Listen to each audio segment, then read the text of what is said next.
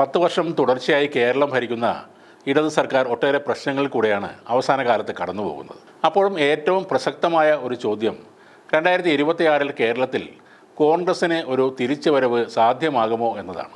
നിലവിലെ രാഷ്ട്രീയ സാഹചര്യങ്ങളും കോൺഗ്രസിനുള്ളിൽ തന്നെയുള്ള വെല്ലുവിളികളും ആ ചോദ്യത്തെ കൂടുതൽ സങ്കീർണമാക്കുകയാണ്. UDF 100 സീറ്റ് നേടി അധികാരത്തിലെത്തുമെന്ന് പാർട്ടി വീരവാദം മുഴക്കുമ്പോഴും LDF ഭരണം തുടരുമെന്നും തദ്ദേശ തെരഞ്ഞെടുപ്പിൽ UDF 3-ാം സ്ഥാനത്തേക്ക് പോകുമെന്നും കോൺഗ്രസ് അധോഗതിയിലാകുമെന്നും പാലോട് രവി പറഞ്ഞത് പാർട്ടിക്ക് വലിയ നാണക്കേടുണ്ടാക്കിയിരുന്നു. മുസ്ലിം സമുദായം മറ്റ് പാർട്ടികളിലേക്ക് മാറുമെന്നും BJP പണം കൊടുത്ത് വോട്ട് പിടിക്കുമെന്നുമുള്ള അദ്ദേഹത്തിൻ്റെ അഭിപ്രായങ്ങൾ കോൺഗ്രസിൻ്റെ വോട്ട് ചോർച്ചയെ തന്നെയാണ് തുറന്നു കാണിച്ചത്. പാർട്ടിക്കുള്ളിലെ ഗ്രൂപ്പ് പോരുകളും കരുത്തരായ യുവനേതാക്കളുടെ അഭാവവും ജനങ്ങളുമായി നേരിട്ട് സംവദിക്കുന്നതിലെ പോരായ്മകളും കോൺഗ്രസിൻ്റെ തിരിച്ചുവരവിനുള്ള പ്രധാന വെല്ലുവിളികളാണ്. BJP കേരളത്തിൽ വേര് പിടിക്കുന്നതും കോൺഗ്രസിന് വലിയ തലവേദന സൃഷ്ടിക്കുന്നുണ്ട്. എങ്കിലും കോൺഗ്രസിന് കേരളത്തിൽ തിരിച്ചുവരവിനുള്ള സാധ്യതകൾ പൂർണ്ണമായും അടഞ്ഞിട്ടില്ല.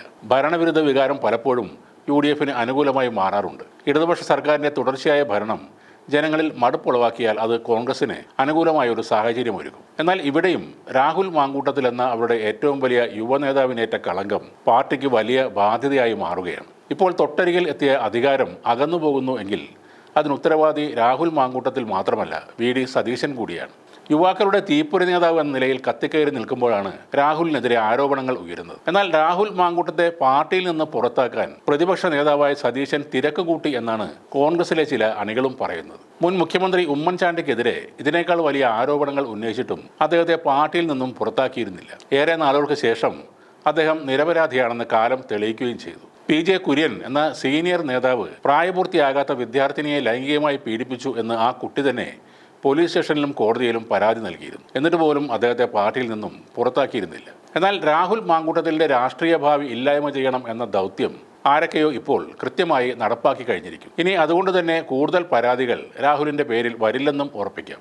രാഹുൽ തെറ്റുകാരൻ അല്ലെന്നല്ല പറയുന്നത്, പക്ഷേ അയാൾക്ക് പാർട്ടിയിൽ നിന്നുകൊണ്ട് തന്നെ തൻ്റെ ഭാഗം തെളിയിക്കാൻ ഒരു അവസരം നൽകണമായിരുന്നു. എന്തായാലും ഇപ്പോൾ 10 കൊല്ലം കാത്തിരുന്ന ശേഷം ലഭിക്കാൻ പോകുമായിരുന്ന അധികാരമാണ് ഏറെക്കുറെ ഇല്ലാതാക്കിയിരിക്കുന്നത്. VD സതീശൻ ഒരു പ്രത്യേകതരം രാഷ്ട്രീയക്കാരൻ കൂടിയാണ്. ഇത്രത്തോളം സെൽഫിഷായ ഒരു രാഷ്ട്രീയ നേതാവിനെ മറ്റുള്ള പാർട്ടികളിൽ പോലും കാണാൻ കഴിഞ്ഞേക്കില്ല.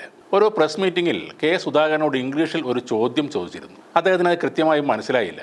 അദ്ദേഹം സതീശനോട് അതിനെക്കുറിച്ച് ചോദിക്കുമ്പോൾ ആ ചോദ്യം അവിടത്തേക്കുള്ളതാണ്, ഉത്തരം പറഞ്ഞോളൂ എന്ന് പറഞ്ഞ് ചിരിക്കുന്നതിലും വലിയ കുതികാൽവെട്ടും പാരവെപ്പും വേറെ ഉണ്ടാവില്ല. രാഷ്ട്രീയപരമായ ഓരോ ചിന്തയിലും തനിക്ക് എന്ത് മെറിറ്റ് ഉണ്ടാക്കാം, എങ്ങനെ ക്രെഡിറ്റ് നേടാം എന്ന് മാത്രം ചിന്തിക്കുന്ന ഒരു നേതാവാണ് സതീശൻ. ഇതേ സുധാകരൻ്റെ മുമ്പിൽ മൈക്കുകളുടെ കൂട്ടം നീക്കിവെക്കുന്നതും പരസ്യമായ രോഷം പ്രകടിപ്പിക്കലുമൊക്കെ അയാളുടെ സ്വഭാവം തുറന്നു കാട്ടുകയാണ്. എന്തായാലും ഒരു 5 വർഷം കൂടി ഇടയ്ക്കിടെ ഒന്ന് ജലപീരങ്കിയിൽ കുളിക്കാനുള്ള അവസരം കോൺഗ്രസിനും യൂത്ത് കോൺഗ്രസിനും നൽകുകയാണ് VD സതീശൻ. KPCC നേതൃത്വവും AICCയും ഒരുമിച്ച് നിന്ന് ശക്തമായ തീരുമാനങ്ങൾ എടുക്കുകയും അത് നടപ്പിലാക്കുകയും ചെയ്താൽ മാത്രമേ കോൺഗ്രസിന് ഇനി ജനങ്ങളുടെ വിശ്വാസം വീണ്ടെടുക്കാൻ സാധിക്കൂ. അതിനെ ആശ്രയിച്ചായിരിക്കും 2026 സാധ്യതകൾ.